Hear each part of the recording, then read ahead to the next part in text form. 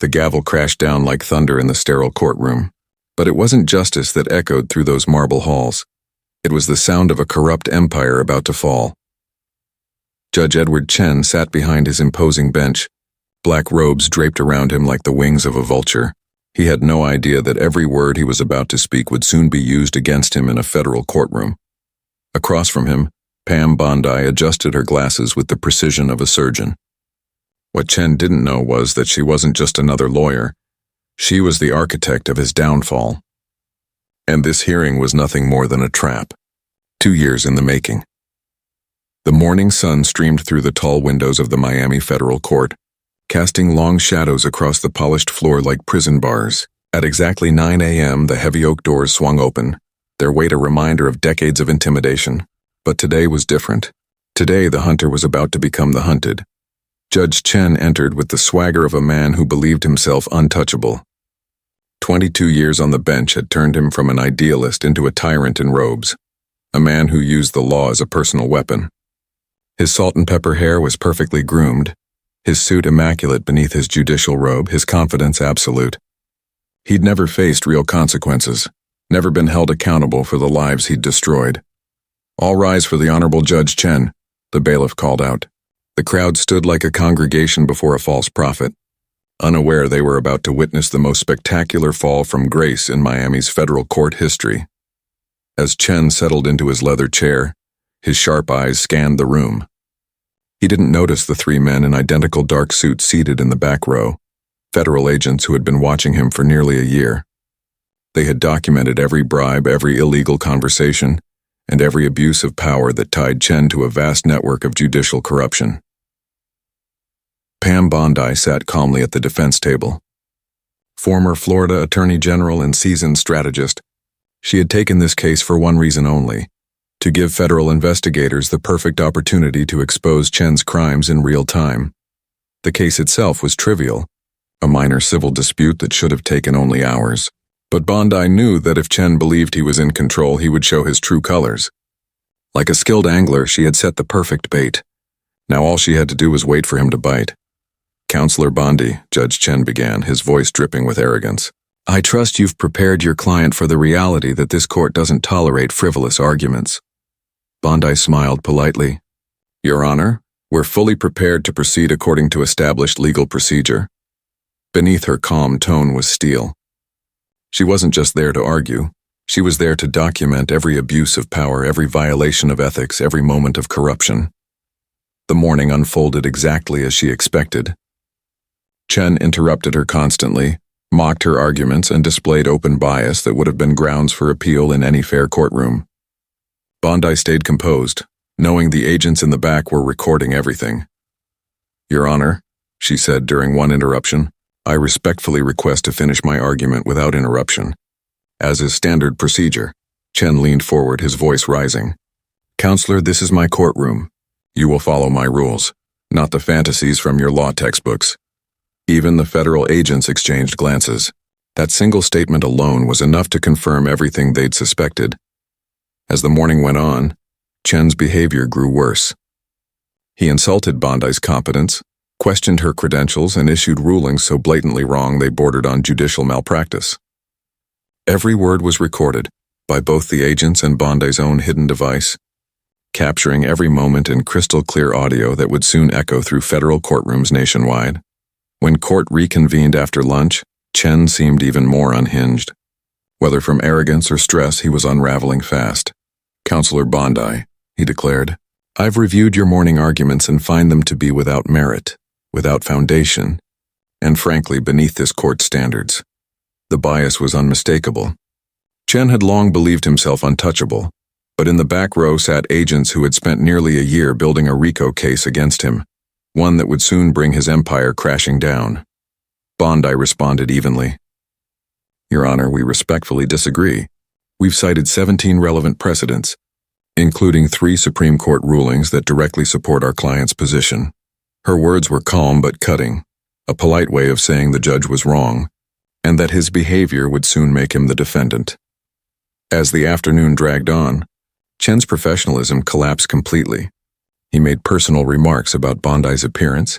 questioned her intelligence, and crossed every line of judicial conduct. Each word was captured, each insult catalogued, evidence that would end the career of a man who thought he could never fall. Federal observers were stunned by the sheer audacity of Judge Chen's misconduct. They had investigated corrupt judges before, but none had ever seen such a calculated abuse of power. As the clock neared 4 p.m., Bondi knew it was time for the final phase of her plan. For months, she had worked with federal investigators to build an airtight case against Chen. They had tracked his offshore bank accounts, suspicious cash deposits, and luxury purchases that far exceeded his judicial salary. They recorded his conversations with criminals, exposed his role in fixing cases, and mapped a corruption network reaching deep into the state's political and legal system. But financial evidence wasn't enough. They needed to prove he was abusing his power in real time. That's what Bondi had been documenting all day. "Your Honor," Bondi said, rising with calm confidence, "that before we proceed, there are matters that must be brought to the court's attention." Judge Chen looked up from his notes, irritated. "What matters, Counselor? Haven't we wasted enough time on your arguments?" Bondi reached into her briefcase and pulled out a thick manila folder, a folder that would end his career. Inside were federal warrants, indictments, and evidence strong enough to send Chen to prison for life. She didn't open it yet. Instead, she looked him straight in the eye.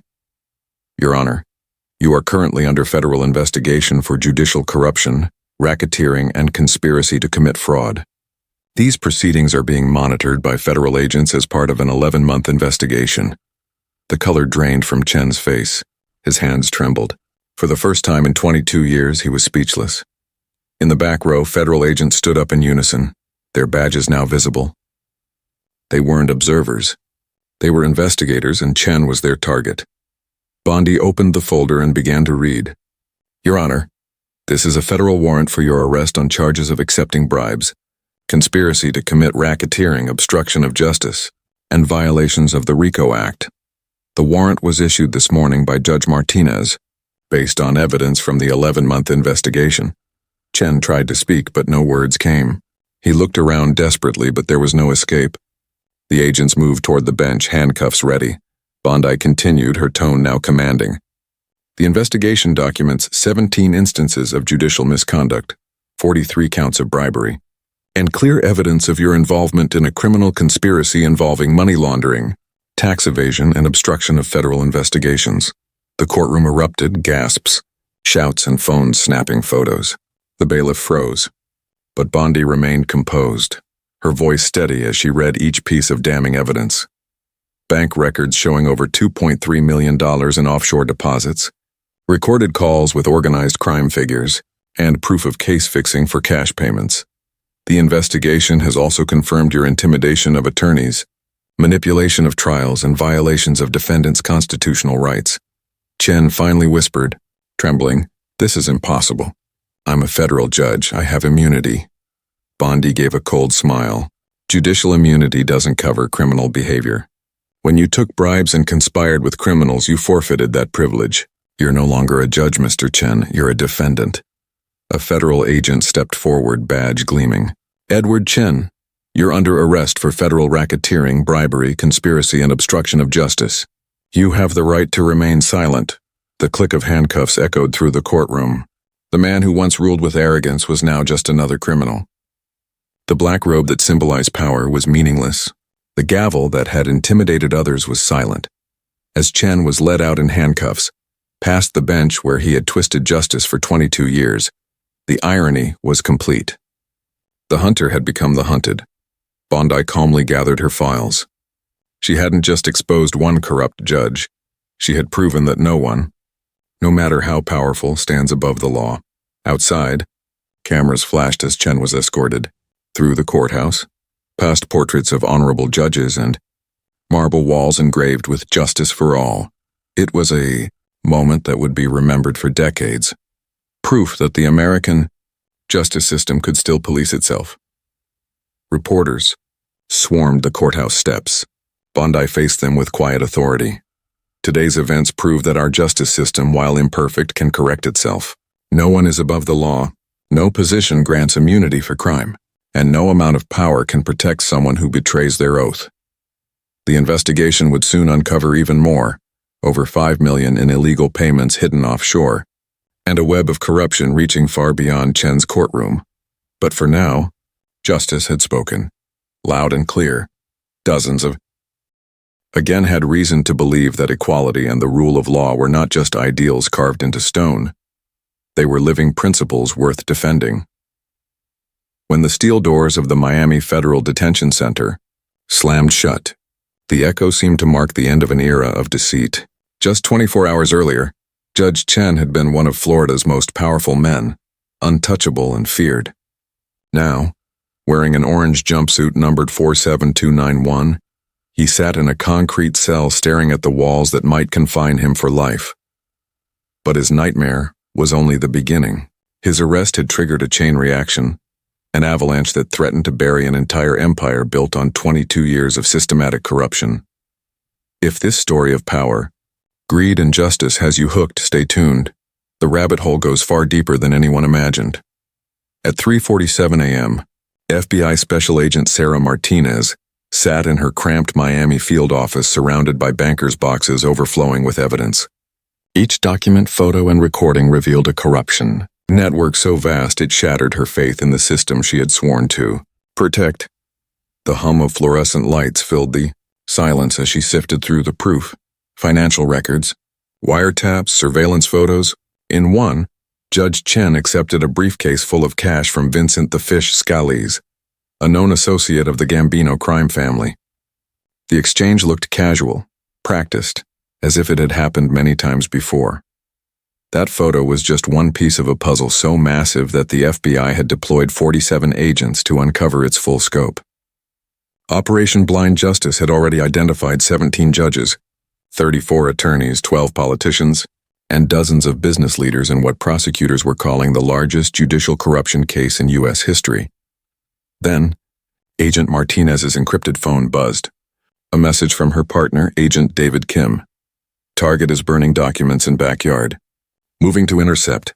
Requesting backup. The dominoes were falling. Judge Chen's arrest had thrown the entire network into panic. Corrupt officials were shredding evidence, fleeing the state, or begging for deals. But the FBI had been preparing for this moment for nearly a year. Minutes later, Martinez sped through the quiet Miami streets in an unmarked car. Across the city, 17 coordinated raids were underway, targeting everyone from state judges to city council members and business tycoons. Investigators uncovered a system where justice had been auctioned off to the highest bidder, where verdicts, sentences, and even appointments were for sale. Chen wasn't just corrupt.